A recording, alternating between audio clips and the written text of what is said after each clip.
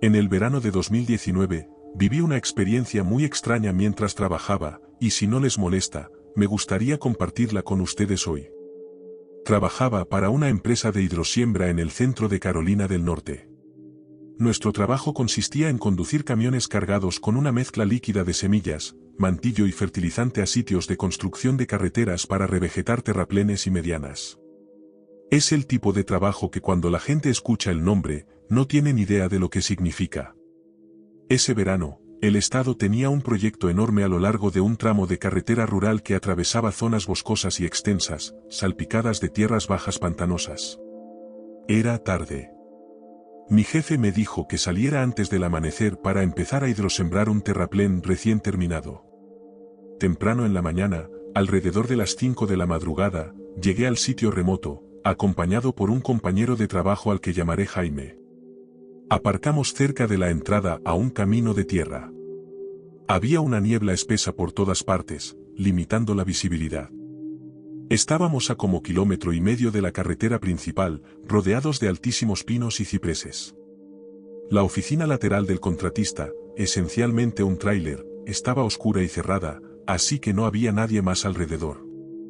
Jaime y yo saltamos para inspeccionar la pendiente que íbamos a sembrar. La niebla hacía que el lugar fuera un poco lúgubre y siniestro, para ser honesto. Las luces de nuestros teléfonos no servían de mucho. Había árboles cerca a ambos lados. Los únicos sonidos que podíamos oír en ese momento eran ranas e insectos a lo lejos. Unos minutos más tarde, encontramos el terraplén. Era una amplia pendiente de tierra recién removida, que descendía hasta una zanja llena de agua estancada. Planeamos volver al camión y empezar a mezclar nuestra mezcla líquida. Pero de camino de vuelta, Jaime de repente me dio un codazo. ¿Viste eso?, susurró. Seguí su mirada y vi un tenue resplandor entre los árboles. El resplandor parpadeaba, como un farol o un pequeño fuego. Probablemente una luz de trabajo que alguien dejó encendida, amigo, sugerí, aunque era raro. Nos aventuramos a acercarnos para comprobarlo. A través de los densos pinos divisamos una figura, pálida, casi translúcida, moviéndose lentamente. Pensé que era un reflejo en la niebla. La niebla puede hacerte ver cosas, especialmente a primera hora de la mañana, y sobre todo cuando estás casi solo en un lugar muy tétrico. Parecía una persona que llevaba una capa con capucha. El corazón se me aceleró un poco. Se suponía que estábamos en medio de la nada. De repente, el resplandor se apagó. Todo quedó en silencio entonces. Decidimos volver a nuestro camión, ya sin sentirnos seguros. Una vez de vuelta en el camión, nos subimos a la cabina, cerrando las puertas por tranquilidad. El plan era esperar a que amaneciera o a que llegara el contratista. Jaime jugueteaba con su teléfono mientras yo intentaba calmar mis nervios. Cuando llamaron a la ventanilla del lado del conductor, casi me salgo de mi piel. 3 golpes deliberados que nos hicieron saltar a los dos. Jaime bajó la ventanilla hasta la mitad. Fuera estaba un hombre larguirucho, de unos 50 y tantos años quizás, con vaqueros sucios y una chaqueta raída. Sus ojos estaban como oídos, mirando a todas partes. ¿Tienen lumito?, preguntó. El olor a sudor rancio y algo metálico entró flotando. Jaime se disculpó, diciendo que ninguno de los dos fumaba. El hombre nos miró fijamente, respirando ruidosamente, luego dijo, no deberían estar aquí, y se giró para alejarse. Lo vimos serpentear por el camino de tierra hasta que se desvaneció en la niebla. Esta sensación de inquietud me carcomía. No estaba siendo una muy buena noche hasta ahora con todos estos extraños sucesos. ¿Por qué había un vagabundo al azar en el bosque alrededor de las 5 de la mañana? ¿Qué demonios era la figura brillante? Nada de esto tenía sentido. Jaime preguntó si deberíamos llamar a la policía o algo así, pero le dije que todavía no teníamos ninguna emergencia real. Así que esperaríamos, con la esperanza de que el sol saliera pronto y esta niebla finalmente se despejara. Cuando por fin amaneció, empezamos a mezclar la mezcla líquida de hidrosiembra. La gente del contratista seguía sin aparecer por ningún lado, pero había que trabajar, así que superamos nuestros nervios y empezamos a rociar el terraplén. El sol de la mañana sí disipó parte de la niebla, pero las zonas bajas seguían un poco brumosas. Subí a la pendiente para comprobar la cobertura mientras Jaime manejaba la manguera. Vi unas huellas descalzas, que bordeaban la zanja. Eran lo suficientemente recientes como para ver las marcas individuales de los dedos. Extrañamente, parecían aparecer de la nada junto a un parche de barro, continuando unos metros, y luego deteniéndose abruptamente. Pensé que tal vez la persona había pisado hierba o una superficie sólida desde allí, pero solo había barro blando más allá de ese punto. Entonces, ¿dónde pisaron después de eso? Asustado, volví corriendo al camión y se lo conté a Jaime. Él negó con la cabeza, claramente tan nervioso como yo, pero teníamos que continuar, trabajo es trabajo. Pronto el día se volvió húmedo, y las cigarras empezaron a hacer lo suyo.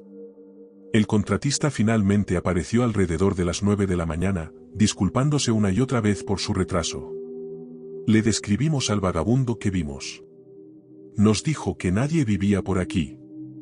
Solo había bosque denso durante varios kilómetros, probablemente algún indigente, dijo, pero nunca había visto ni oído hablar de uno en esa zona hasta ahora. Más tarde esa mañana, mientras caminaba hacia el tráiler del sitio para coger algo de papeleo, olí este hedor nauseabundo a carne podrida. Seguí mi olfato hasta que encontré el cadáver descompuesto de un perro grande o coyote detrás de una pila de tubos de drenaje. Moscas zumbaban a su alrededor. Las extremidades de la criatura parecían retorcidas y rotas, y los ojos habían desaparecido. Se me revolvió el estómago. Llamé a Jaime para que viniera a verlo. Cuando lo vio, hizo una mueca, diciendo que el torso parecía casi hundido, como si algo se hubiera alimentado de él. Avisamos al contratista que se encogió de hombros, diciendo que la naturaleza puede ser cruel o lo que hacen algunos depredadores. Pero a plena luz del día, el lugar empezaba a sentirse maldito si me preguntan. Alrededor del mediodía, reanudamos la pulverización del extremo más alejado del terraplén. La línea del bosque estaba a pocos metros de allí. El día se había vuelto bochornoso, así que el bosque estaba vivo con el olor a pino húmedo. De repente, se oyó este chillido. Ocurrió tan rápido, y fue tan espeluznante, que me heló la sangre. Sonaba como una mujer gritando de agonía, pero distorsionado y antinatural. Jaime y yo nos miramos fijamente al instante. Apagué el motor de la máquina y escuché, pero el bosque volvió a quedar en silencio. Miramos fijamente a los árboles, pero no hubo movimiento. Pero entonces hubo un parpadeo de luz de nuevo, en lo profundo de los pinos, similar al farol fantasmal de antes. Oí a Jaime murmurar una oración entonces. Una rama se rompió en alguna parte y la luz se desvaneció. Ya fue suficiente. Le dijimos al contratista que volveríamos mañana. No discutió. Creo que vio lo asustados que estábamos. Probablemente se dio cuenta de que ya habíamos terminado por hoy de todas formas. Esa tarde llamé a un amigo local, que trabajaba como agente de la fauna. Le pregunté si conocía la zona. Le expliqué que habíamos visto a una persona sospechosa y unas luces y sonidos raros. Se quedó callado un momento, antes de compartir que algunas personas habían denunciado avistamientos extraños allí. Apariciones brillantes, gritos. Un rumor sugería que un ermitaño solitario vagaba por esos bosques, del que se rumoreaba que practicaba magia negra. Me advirtió que tuviera cuidado ahí fuera. Durante la semana siguiente, terminamos nuestro trabajo solo por las tardes, con más personal que solo nosotros en el sitio. No tuvimos más encuentros directos, aunque hubo un compañero de trabajo que afirmó haber oído los débiles gritos en su segundo día. Cuando terminamos, todos nos sentimos aliviados de dejar atrás ese maldito tramo de carretera.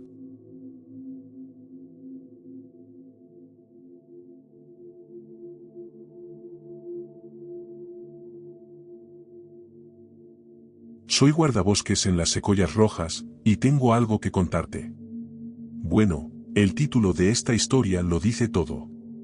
Trabajo como guardabosques en el Sistema de Parques Nacionales de Secoyas Rojas de California, y tengo una historia que espero que creas. Antes de continuar, diré que amo la naturaleza.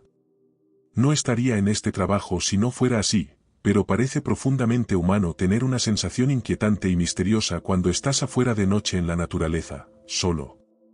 Tal vez sea solo yo, pero cada vez que estoy ahí afuera después del anochecer y no hay nadie más conmigo, siempre siento que tal vez hay algo observando. Hace 2 años, estuve en una guardia nocturna. La temporada estaba muy concurrida. Habíamos tenido un aumento en la acampada ilegal y había rumores de actividad de drogas y claros remotos. Comencé al atardecer ese día, revisando los puntos conflictivos conocidos por ocupantes ilegales. Alrededor de la 1 de la madrugada, estacioné mi camioneta de guardabosques cerca de un camino de servicio antiguo. Iba a caminar alrededor de 1,5 kilómetros hacia adentro, hasta donde habíamos encontrado evidencia de intrusos semanas antes. Las secoyas rojas se elevaban sobre mi cabeza, siluetas contra la tenue luz de la luna. Tenía una linterna y una radio, pero traté de mantener silencio.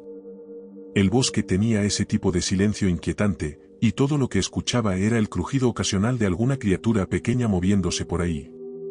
No encontré nuevas señales de acampada ilegal, así que tuve que regresar. Durante esta caminata de vuelta, escuché lo que sonaba como un canto distante. Era apagado pero rítmico. Dejé de caminar y miré a mi alrededor. Realmente sonaba como un grupo de personas haciendo algún tipo de ritual. Entonces comencé a moverme de nuevo, siguiendo cautelosamente el sonido. Se hizo ligeramente más fuerte. Llegué a un claro, rodeado de enormes secoyas rojas. El canto era claro ahora, pero no podía distinguir ninguna palabra específica, así que tal vez era un idioma diferente, o tal vez no era un idioma en absoluto. Solo recuerdo pensar que lo último que quería encontrar era algún tipo de ceremonia de culto, o una transacción de drogas. Apagué mi linterna y dejé que mis ojos se ajustaran. Después de un momento, divisé un brillo tenue cerca del centro del claro, y fue entonces cuando vi algo que no vas a creer. Había este orbe tenuemente luminoso del tamaño de una pelota de baloncesto flotando a la altura del pecho. Los sonidos del canto parecían emanar de él, pero te juro que no vi a nadie allí. No había señales de una fogata o lámpara sonada, solo este extraño orbe azul pálido y pulsante. Algo en él me llenó de pavor, primario e intenso. La mitad de mí quería retroceder. La otra mitad me decía que me acercara a mirar mejor.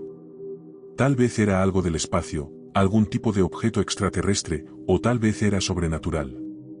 Di un paso más cerca. El orbe parpadeó entonces, y el canto pareció cambiar de tono, como si registrara mi presencia. Fue entonces cuando el orbe se desvió lateralmente, revelando algo detrás de él. No estaba solo aquí. Había una figura allí. De forma humana, pero extremadamente alta y demasiado delgada. Estaba tan oscuro que casi no la vi, pero ahora podía decir que parecía estar mirándome fijamente. El sonido del canto alcanzó un crescendo, luego cesó. El orbe se apagó como una llama extinta entonces, y el silencio cayó. Mi boca se secó, la figura seguía allí, apenas visible contra el tronco de una secoya enorme. Entonces recordé mi radio y busqué a tientas por ella, con la intención de pedir refuerzos, pero cuando presioné el botón, solo logré susurrar. Fue entonces cuando la figura se movió, y te digo que parecía flotar en lugar de caminar, y mientras se movía, olí un olor tenue como a ozono, recordándome el aire después de los rayos. Asumiendo como cualquier persona lo haría, comencé a asustarme. Mi entrenamiento me decía que mantuviera la calma, pero eso no iba a suceder. En mi ataque de pánico, le apunté con mi linterna solo por un breve momento, y vislumbré lo que parecía una superficie lisa y sin rasgos en todo su cuerpo. Salí corriendo entonces, tropezando de vuelta hacia el camino de servicio. Mi radio crepitó. Una voz salió por el otro lado, pero sonaba como alguien tratando de hablar a través del agua. No pude entenderles. Agarré la radio y expliqué que un oficial necesitaba asistencia en la zona 3 y que era urgente, pero no pude saber si mi mensaje llegó. La estática persistió. Escuché fuertes crujidos detrás de mí entonces, ramas rompiéndose, y me pregunté si esa cosa me estaba persiguiendo.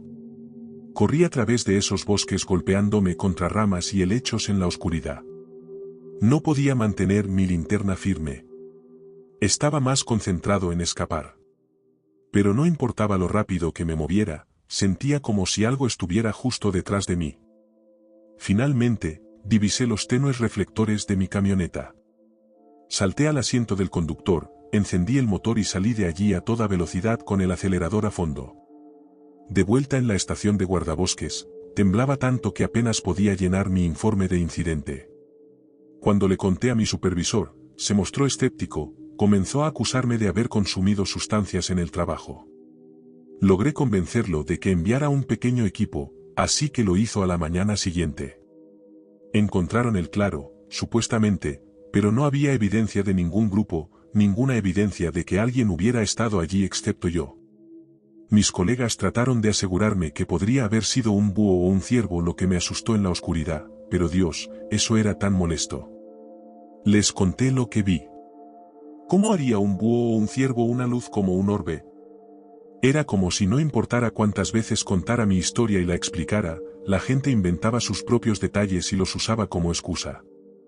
Incluso ahora, no tengo idea de lo que vi, y honestamente estoy aterrorizado de tropezar con ese claro de nuevo. ¿Quién sabe qué podría ver la próxima vez, o qué podría verme a mí?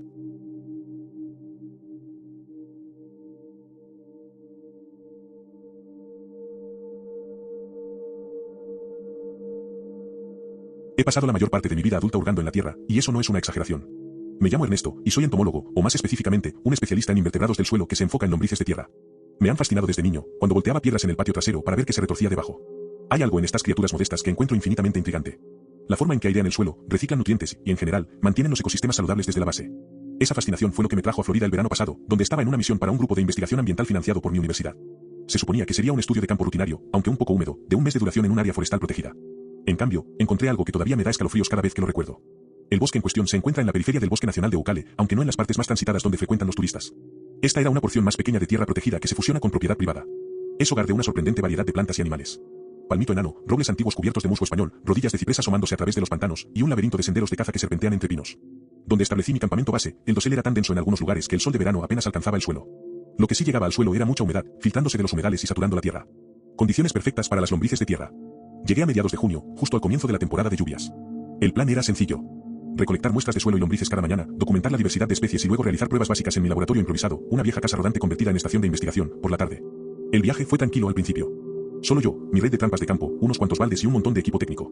Tenía un pequeño generador para electricidad, un teléfono satelital para emergencias y suficientes comidas liofilizadas para todo el mes. Había hecho este tipo de estudios antes, así que no anticipaba grandes sorpresas más allá de los desafíos habituales de Florida. Calor, mosquitos del tamaño de monedas de 25 centavos, y la ocasional mocasín de agua o caimán si me acercaba demasiado al agua. Mi primera semana transcurrió en gran medida sin incidentes. Me despertaba al amanecer, me ponía mis botas de goma y caminaba hasta los sitios de muestreo designados a aproximadamente 1 kilómetro del vehículo recreativo. Incluso esa corta caminata se sentía como una expedición a veces, cruzando áreas de densa maleza o chapoteando a través de pequeñas bolsas de pantano. Una vez allí, registraba el pH del suelo, el contenido de humedad y cualquier actividad visible de lombrices de tierra.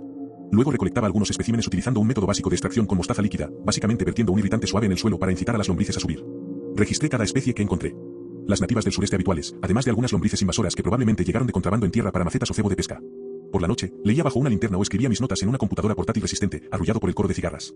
No fue hasta mi segundo fin de semana que sucedió algo realmente extraño.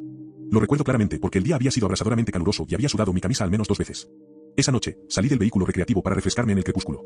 El aire estaba denso de humedad, y el cielo era de un púrpura tinta, con las siluetas de pinos altos recortándose en el horizonte. Me estiré, mirando a mi alrededor en busca de cualquier señal de vida silvestre. Las noches de Florida pueden ser vibrantes, con ranas croando, insectos zumbando, murciélagos revoloteando por encima. Pero el bosque a mi alrededor estaba extrañamente silencioso esa noche, como si alguien hubiera presionado el botón de silencio. Me alejé unos metros, lo suficiente para captar una leve brisa. Fue entonces cuando noté un parpadeo de movimiento cerca del borde de los árboles. Mi primer pensamiento fue que podría ser un venado o un cerdo salvaje. Ambos son comunes, pero la forma era más alta, más erguida. Posiblemente un oso negro, razoné, aunque la silueta no encajaba del todo. Se quedó tan quieto que me pregunté si mis ojos me estaban jugando una mala pasada. Encendí mi linterna, pero para cuando el haz barrió ese lugar, no había nada allí. Ni un crujido de hojas, ni una rama fuera de lugar. Sentí un sutil escalofrío recorrer mi espalda. Eventualmente, los ruidos nocturnos naturales regresaron. Los grillos reanudaron su canto, un búho varado ululó desde algún lugar más profundo en el bosque. Lo atribuí al cansancio y me fui a dormir. Durante los siguientes días, traté de ignorar una persistente sensación de inquietud. Las muestras de lombrices iban muy bien. Algunos especímenes inusuales insinuaban datos interesantes. Pero no podía sacudirme la sensación de que no estaba solo en ese bosque. Si era un oso o un lince curioso, que así fuera, pero por lo general se mantienen alejados de los humanos. La idea de que algo pudiera estar observándome, a menudo acompañada de parches de silencio antinatural en el bosque, comenzó a pesar en mi mente. Sin embargo, nunca encontré huellas ni excremento. Me dije a mí mismo que estaba siendo paranoico. Una tarde, decidí tomar algunas muestras más cerca de la parte pantanosa del bosque, donde el agua se acumulaba alrededor de los cipreses. Me quedaban unas 2 horas de luz del día. El aire estaba denso de mosquitos, pero también era territorio principal de lombrices de tierra bajo la hojarasca en descomposición. Llevaba mi equipo habitual, una pequeña pala, cajas de recolección de plástico, cinta métrica. Debido a que el suelo estaba encharcado, usé botas de agua hasta la cintura. De vez en cuando, me detenía para tomar notas en mi diario de campo. Todo el tiempo, no podía evitar sentirme hiperconsciente de mi entorno, escuchando pasos o respiración pesada. Sin embargo, nada parecía fuera de lugar, solo el graznido ocasional de una garza a lo lejos. Entonces, mientras sondeaba el lodo en busca de lombrices, me llegó el olor. Un hedor repentino y penetrante como carne podrida dejada al sol. Era lo suficientemente potente como para hacerme llorar los ojos. Conteniendo las náuseas, encendí mi linterna. El dosel atenuaba la luz del sol de la tarde alrededor de la base de un ciprés. Esperaba encontrar un animal muerto, tal vez el cadáver de un jabalí, pero no vi cadáveres, ni excremento, solo el agua turbia y algas espesas. El olor continuó, pero se sentía móvil. Difícil de describir, pero era como si una brisa lo llevara a mi lado en oleadas. El instinto me dijo que me fuera. Una sensación de pavor floreció en mi estómago. La misma sensación que tienes cuando te das cuenta de que un depredador podría estar cerca. Empecé a empacar a toda prisa cuando escuché un chapoteo. No un pez saltando, no una tortuga cayendo, sino algo grande moviéndose en el agua, quizás a unos 20 metros de distancia. Mi corazón latía con fuerza. Lentamente, giré, buscando la fuente. El agua a mi alrededor estaba quieta de nuevo, mis nervios vibraban con adrenalina. Ese hedor persistía, intensificándose. Casi esperaba ver un caimán, pero esto se sentía diferente. El aire se espesó, como si el bosque contuviera la respiración. Entonces, desde detrás de un grueso tronco de ciprés, algo emergió. A primera vista, parecía una forma negra y sinuosa abrazando la corteza, parcialmente sobre el agua. Mi mente corrió. ¿Era una masa retorcida de enredaderas o raíces de ciprés? Pero se movía con intención deliberada, enrollándose alrededor del tronco, casi abrazándolo.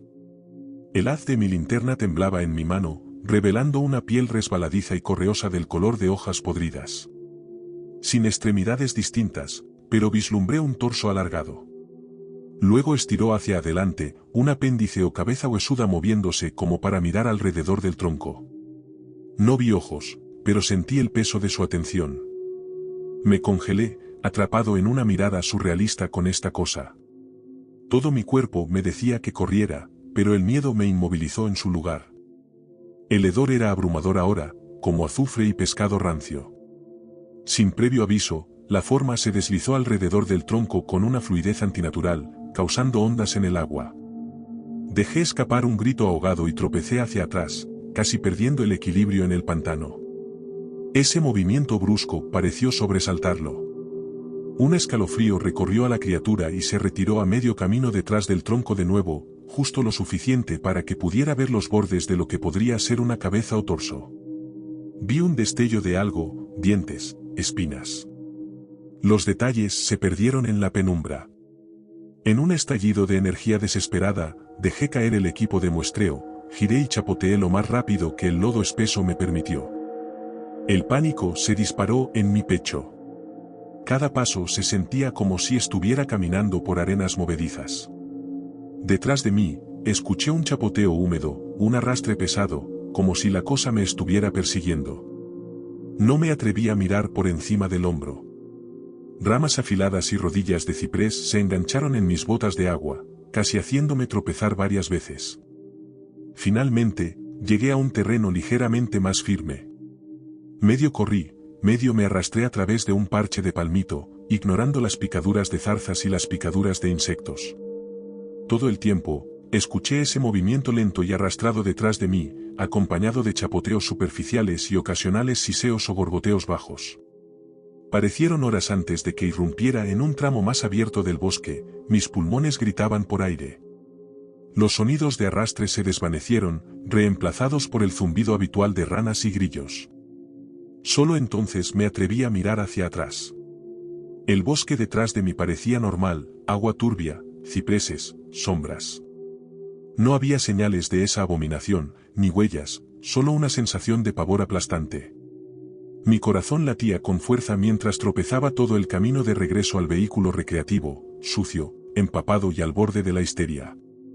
Pasé esa noche encerrado dentro, verificando 3 veces que la puerta estuviera cerrada, mirando por las pequeñas ventanas.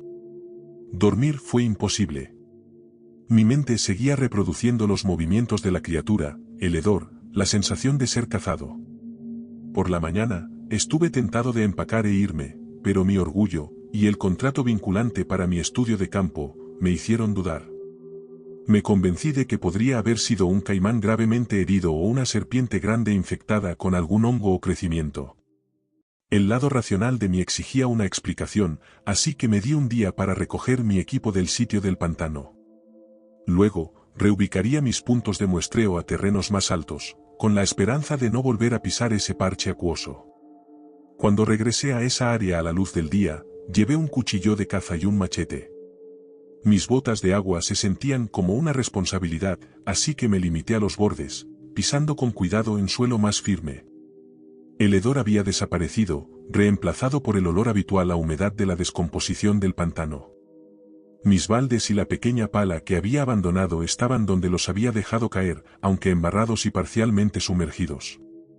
No vi huellas que no fueran mis propias pistas caóticas. No había señales de la criatura.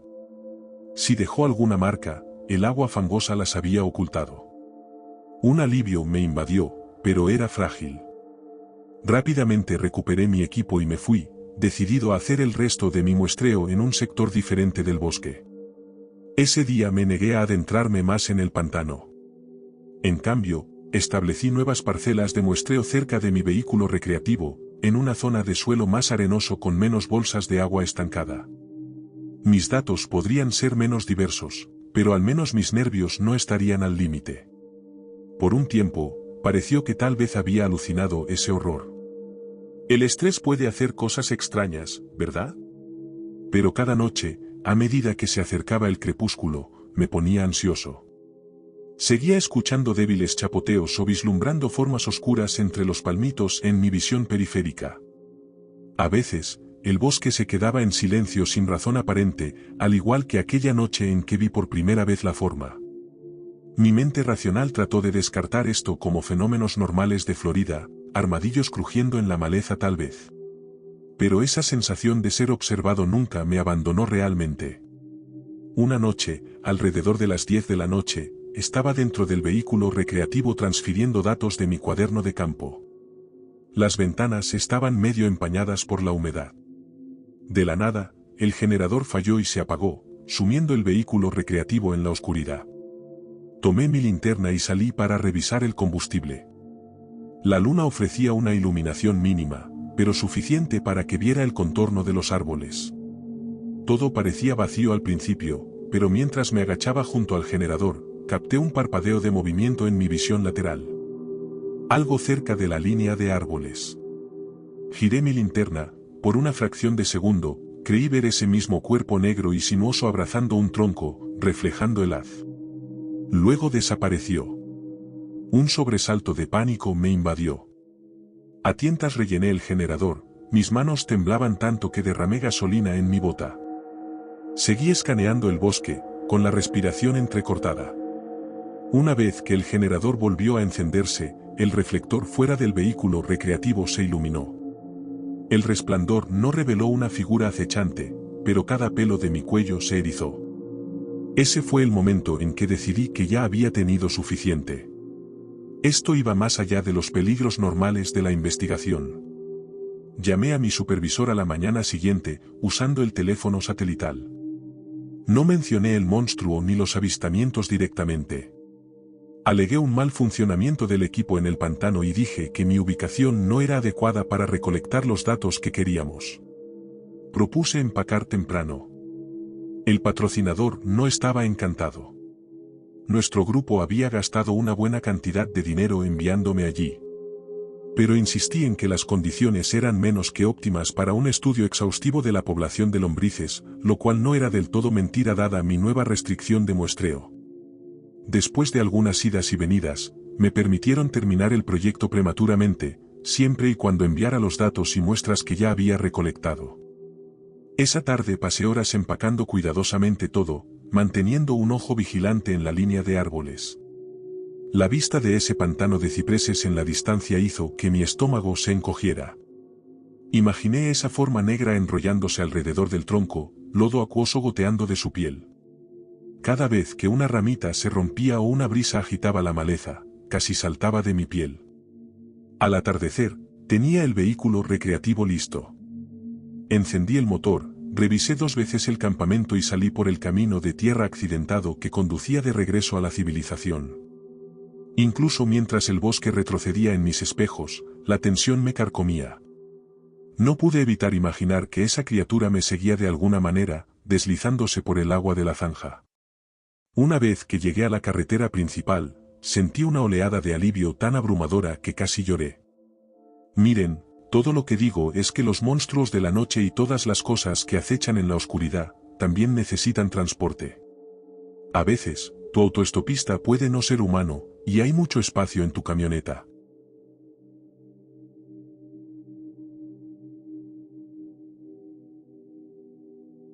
Si estas historias te mantuvieron en suspenso, dale me gusta y suscríbete para más encuentros inquietantes. Activa las notificaciones porque no querrás perderte lo que viene a continuación. Mantente a salvo, mantente alerta y recuerda. Gracias por escuchar, y nos vemos en la próxima noche.